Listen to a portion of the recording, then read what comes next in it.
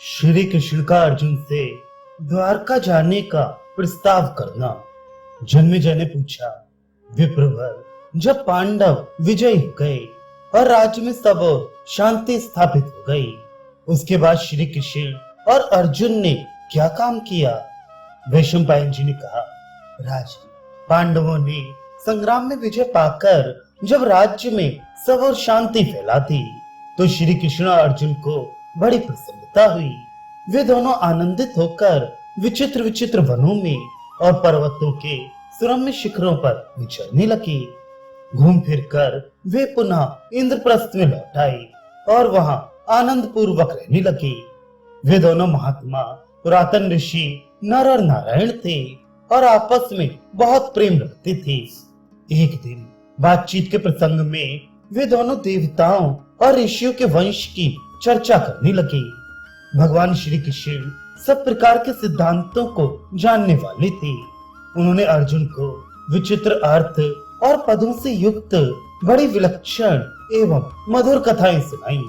कथा समाप्त होने पर श्री कृष्ण ने अपनी युक्ति युक्त और कोमल वाणी के द्वारा अर्जुन को सांत्वना देते हुए से कहा, पार्थ, धर्मराज युधिष्ठिर ने तुम्हारे बाहुबल का सहारा लेकर और भीमसेन तथा नकुल सहदेव के पराक्रम से समूची पृथ्वी पर विजय पाई है।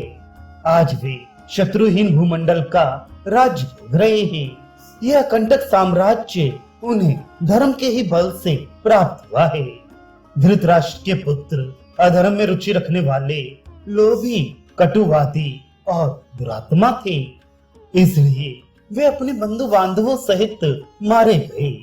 अर्जुन, तुम्हारे साथ रहने पर तो मुझे निर्जन वन में भी सुख मिलता है, फिर जहाँ इतने लोग और मेरी बुआ कुंती हो, वहाँ की तो बात ही क्या है।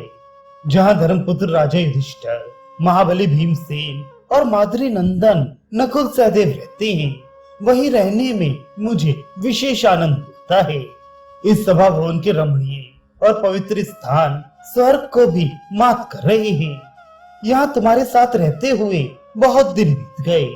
इतने दिनों तक पिताजी, भैया बलभद्र जी तथा अन्य वृष्णि वंशियों को मैंने नहीं देखा है, इसलिए अब द्वारकापुरी को जाना चाहता हूँ। आशा है तुम भी मेरे इस विचार से सहमत होगे। महाबाहो, यदि तुम उचित समझो तो महात्मा युधिष्ठिर के पास चलकर उनसे मेरे द्वारका जाने का प्रस्ताव करो।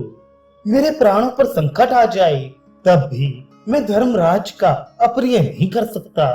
फिर द्वारका जाने के लिए उनका दिल दुखाऊं, यह तो हो ही कैसे सकता है। पार्थ, मैं सच्ची बात बता रहा हूँ। मैंने जो कुछ किया या कहा है वह सब तुम्हारी प्रसन्नता के लिए और तुम्हारे ही हित की दृष्टि से किया है। अब यहाँ मेरे रहने का प्रयोजन पूरा हो चुका है। धृतराष्ट्र का पुत्र दुर्योधन अपनी सेना और सहायकों सहित मारा गया तथा समुद्र से घिरी हुई सारी पृथ्वी पर्वत, वन और काननों सहित धर्मराज के अधीन हो गई। इसलिए अब तुम मेरे साथ चलकर महाराज से मुझे द्वारका जाने की आज्ञा दिला दो। मेरे घर में जो कुछ धन संपत्ति है वह और मेरा ये शरीर धर्मराज की सेवा में समर्पित है। वे मेरे परम प्रिय और माननीय हैं। अब तुम्हारे साथ मन बहलाने के सिवा यहाँ मेरे रहने का और कोई प्रयोजन नहीं रह गया है। भगवान श्री कृष्ण के ऐसा कहने पर अमित पराक्रमी अर्जुन ने उनकी बात का आदर करते हुए बड़े दुख के साथ उनके जाने का प्रस्ताव स्वीकार किया।